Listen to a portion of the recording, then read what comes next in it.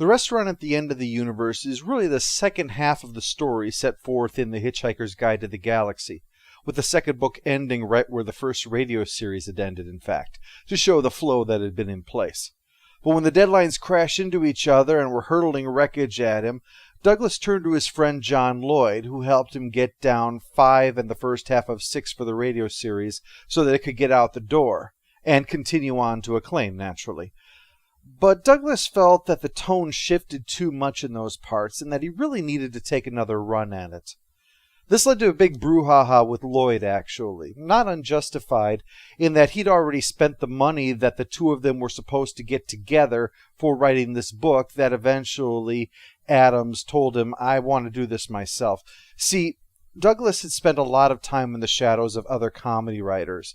He would be paired with, say, Graham Chapman, and all of the credit would go to Chapman, with Douglas just getting an afterthought that he was riding on the coattails. He really wanted this to be something that he could say definitively was his, and so he not unexpectedly asked Lloyd to step aside. But as I said, Lloyd was upset given the fact that there was money involved, so eventually Adams agreed to split the advance 50-50 between the two of them. And lest it seem like Lloyd, this is the same John Lloyd who would go on to produce a number of great works, including Blackadder, was undeserving of having such a role in much the same way, his early assessment of the novel is what set the tone for Adams to scrap what he had written and start again, creating his unique style of writing that the Hitchhiker books are beloved for. Adams wrote the first book, the second radio series, and script-headed Doctor Who all at the same time, and it shows in how things bleed into one another. Many gags from the book would appear in the second radio series, though which was in which first could be anyone's guess. It would lead to a significant change regarding Zaphod Beeblebrox, that I'll get to later on. Suffice to say that when it came time to this, the second book, Douglas had his material from the last 2 episodes of the first series, and all of the material from the second series to draw upon. The second radio series was a problem for Douglas because rather than being weekly, it was going to be nightly, which meant that rather than being worked and reworked to within an inch of its life like he preferred, he was sending out first drafts in many cases. And this can be seen with the substantial shift in the second novel.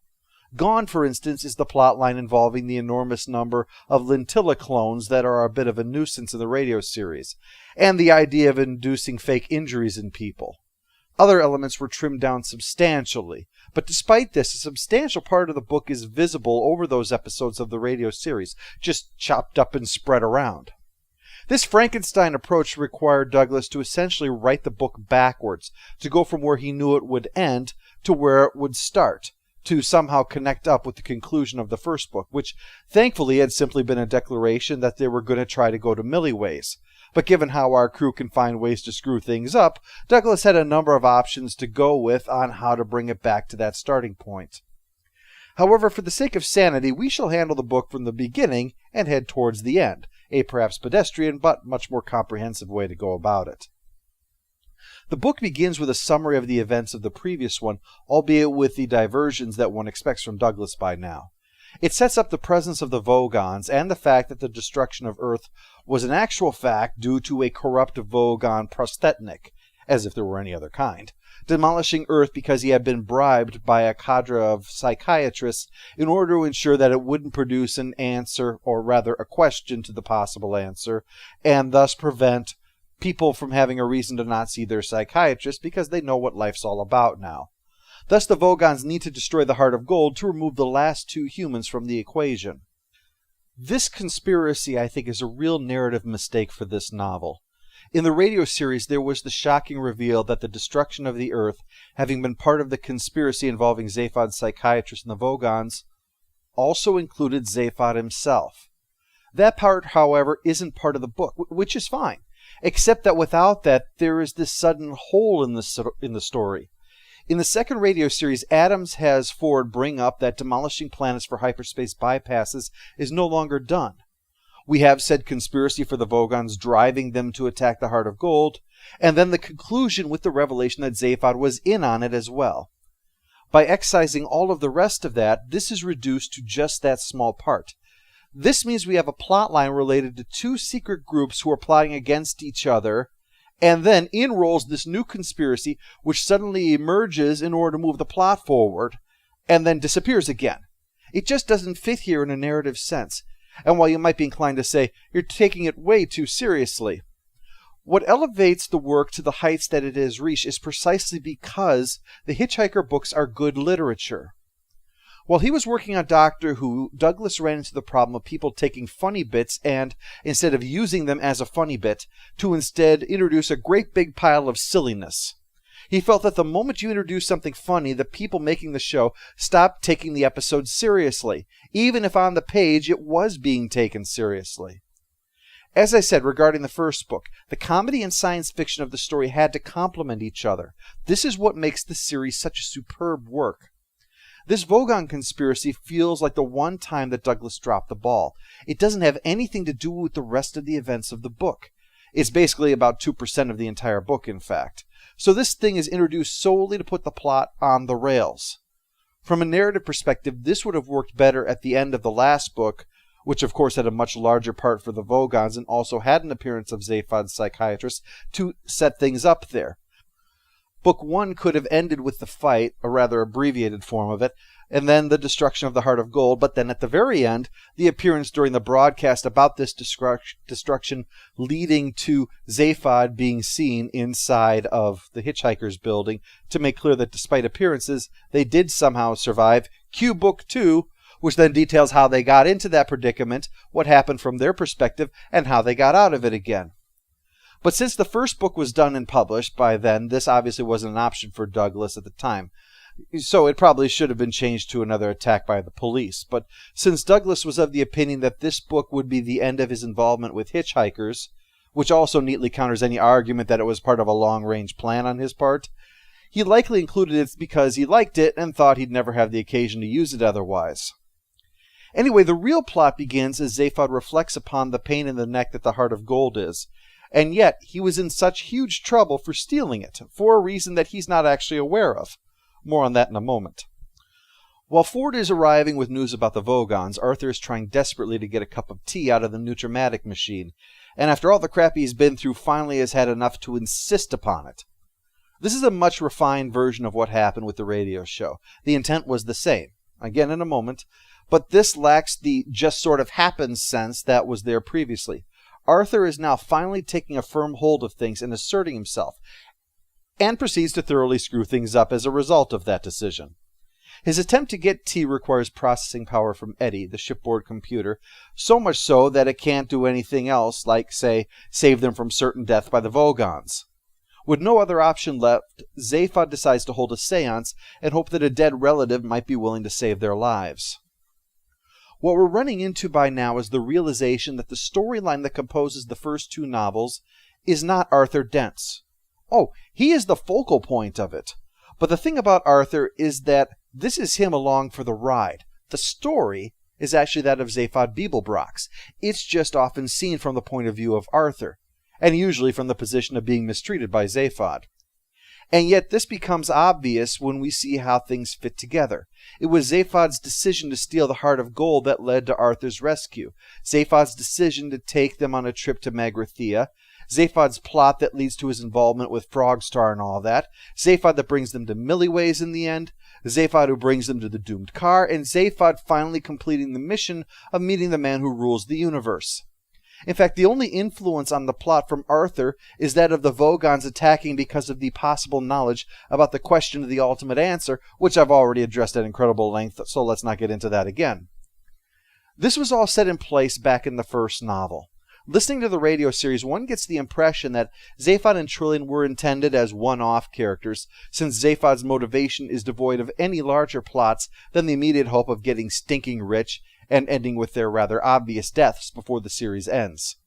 Zaphod had to be given an escape clause in order to appear in the next series when his plot comes into everything. But in book form, Zaphod is presented as being quite complex, a seemingly short-sighted buffoon, but in actuality with layers of complexity to him. Of course, he is frequently short-sighted and quite often a buffoon, but we start to understand how that's part of him. I said in part 1 that Ford is the doctor if he was bad at his job. Zaphod is the doctor as Douglas would write him, but in a different way. His version of the Doctor would come across as an eccentric idiot luring people into a false sense of security. Zaphod comes across as an eccentric, incredibly vain, self-important asshole and idiot to likewise lure people into a false sense of security. And because he enjoys behaving that way, of course. But what we discover is that Zaphod is even more clever than we thought. The stealing of the heart of gold and becoming president were both acts that he felt inexplicably compelled to do. The kind of things that seem perfectly in keeping with a short-sighted buffoon, but whenever he thinks about why he's doing these things and how they work out so easily, he gets an impulse to stop. Examining his brain reveals that the culprit is none other than himself, removing knowledge of why he needed to do what he was doing, just creating the motivation to do it. This is another example of what Trillian had observed about Zaphod. It was only a small amount of the time that Zaphod acted stupid because he was being stupid. A lot of the time he was either being lazy and wanted someone to do the thinking for him instead, or he was acting stupid as part of a way to actually outsmart someone. What we learn is that Zaphod is part of one of two conspiracies that are at odds here, along with his late great-grandfather and a few others, including the former president of the galaxy. They knew the president was actually a figurehead, and that the galaxy was in reality run by someone else. Someone who likely ruled not just this galaxy, but the entire universe, in a place protected in such a way that only a ship with an infinite improbability drive could breach it. Thus, the only way to get there was to steal the heart of gold, and the best way to do that is to be president of the galaxy. But since that involves a brain scan, which would give away the plot had to be buried deep in Zaphod's mind, so deep that it now operates at odds with Zaphod's desires at the moment. Zaphod's a shallow asshole on the surface, but deep down he cares about things. Except he really despises the deep down part of himself and wants it to just leave him alone so he can get back to being a shallow asshole. His grandfather agrees to save them with the understanding that Zaphod get back to what he was supposed to be doing, meeting with his contact now that he has the heart of gold. So with that, the ship is saved and Zaphod is now back on course for his mission, whatever that entails. His subconscious nags at him to head into the offices of the Hitchhiker's Guide to the Galaxy to meet with Mr. Zarniwoop, with Martin coming along to keep him company, or at the very least, to continue the petty vengeance of his great-grandfather. This is interrupted by the hijacking of part of the building by Frogstar fighters. They're part of the opposing conspiracy. On Zaphod's side is a renowned guide employee, Rooster, though his job consists entirely of telling Zaphod to exit the building out the window rather than through the front door. Oh, by the way, I like the choice of the name Rooster. It shows that Ford isn't alone in picking a name that seems rather odd when you think about it. It's just kind of a characteristic of hitchhikers, is the implication anyway. This is because they're delivering the building to Frogstar, home of the total perspective vortex, which shows you how tiny you are in comparison to the whole of the universe. Such a horrible sight burns out your mind and utterly annihilates you, and it's only on this world because it's an abandoned wreck, save for sapient birds who never come down to the ground anyway. More on them in a moment. Despite going into the vortex and being shown the universe and himself in relation to it, Zaphod emerges perfectly fine, and stumbles across a ship that is still functioning and waiting hopelessly for a delivery of lemon-soaked paper napkins before it takes off. This again continues the theme about the perversity of AI in this universe, that however smart we might try to make them, inevitably they will falter in the face of things that should be common sense, such as the shutdown of the Heart of Gold over tea, which has remained shut down after the involvement of the late Beeblebrox's intervention, much to the annoyance of the rest of the occupants of the ship. It re-enters the story, but not until after the shocking revelation that amongst the passengers of the eternally waiting ship is Zarniwoop, who was waiting here for Zaphod. It had been established earlier that the guide actually has a complete recreation of the universe to research stories, though how that works is a matter even Douglas doesn't want to tackle. It just explains how Zaphod survived, because the false universe was created for Zaphod, who enters it through Zarniwoop's office, thus why he had to leave via the window in order to remain inside of it. He was the most important person in this created universe and thus could survive looking into the vortex because it told him, here's the whole of the universe and you're the most important person in it. But all Zaphod has been after this whole time has been a bite to eat and insists on being brought to the nearest place. So once he gets on board the Heart of Gold and asks for that, he, Ford, Trillian, and Arthur disappear in a puff of smoke. Douglas used Frogstar B to tie a number of his ideas together into a single place. In the first radio series, the fight with the cops doesn't end because of Marvin indirectly getting them all killed. It ends because the computer that our heroes are hiding behind explodes and transports them through time to the future when Magrathea becomes the home to Milliways, the restaurant at the end of the universe, which you'll note that despite the title, we haven't actually reached yet. In the second radio series, the world where the total perspective vortex lies has been bombed repeatedly because of its presence. Finally, the world where Zaphod meets Zarniwoop is a place where society has collapsed, the people turning into birds after rejecting electronic devices and shoes.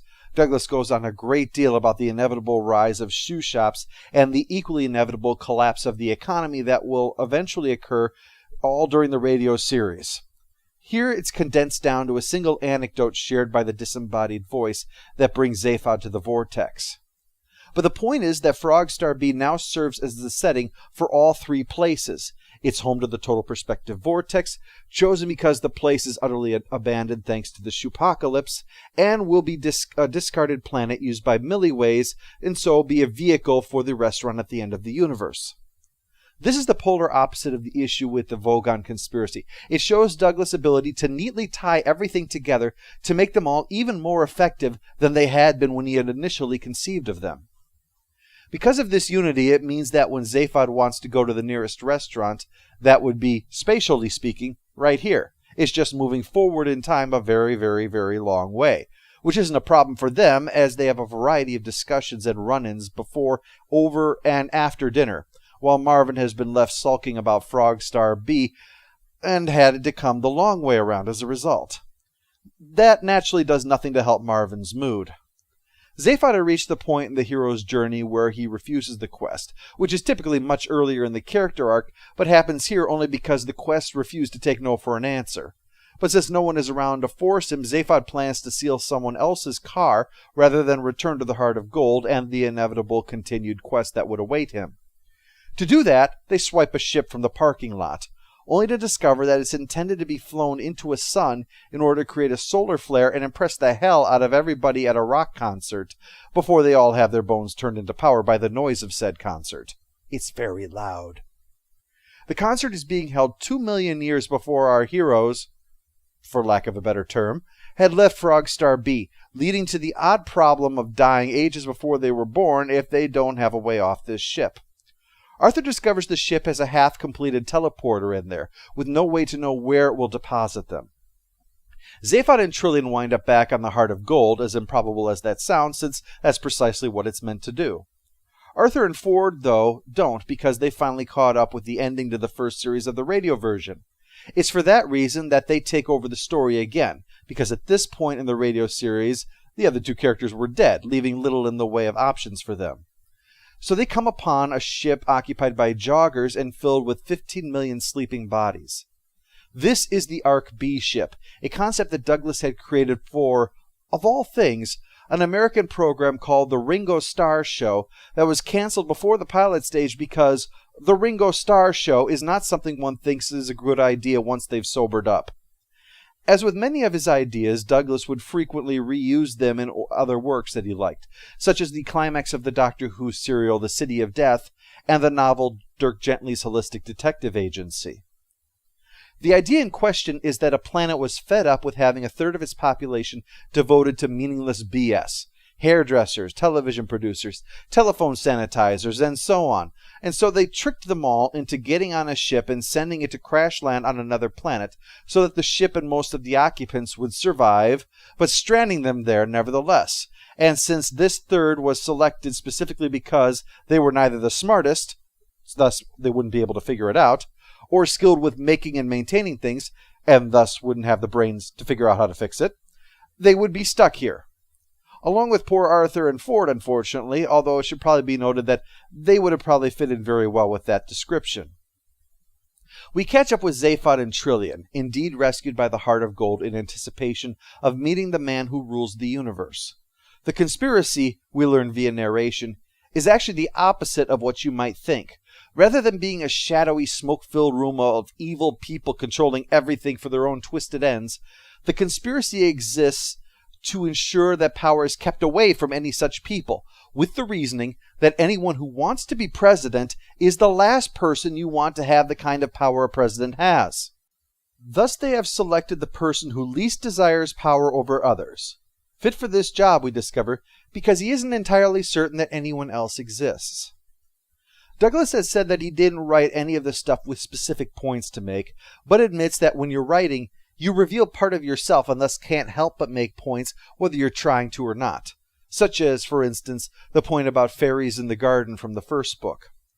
But still, Douglas drew on other works to play with, such as Alice in Wonderland's quote, "Sometimes I've believed as many as 6 impossible things before breakfast."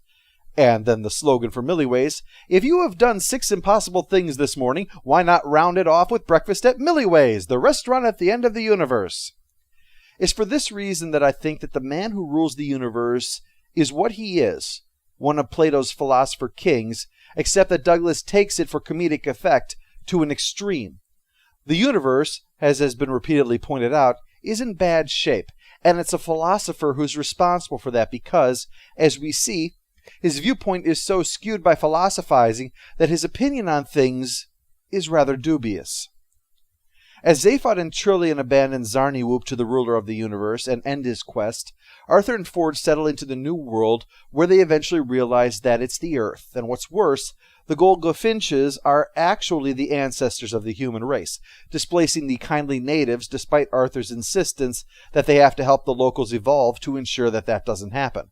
But Ford insists that they can't because it already has happened. This is the way it always worked. This was explained away earlier in a throwaway gag about the nature of time travel as one of the things never to worry about, because it always happens exactly as it was intended, though things would be played with a great deal in the next book because, as we've established, Douglas had been making clear that he wasn't writing another one and so was cooking up new rules when he came to the next book that he didn't want to follow in this one. The fact that this was supposed to be the end of Hitchhikers as far as Douglas was concerned is symbolized by Arthur settling into his life on prehistoric Earth and throwing the Hitchhiker's Guide to the Galaxy in the river, planning to never see it again.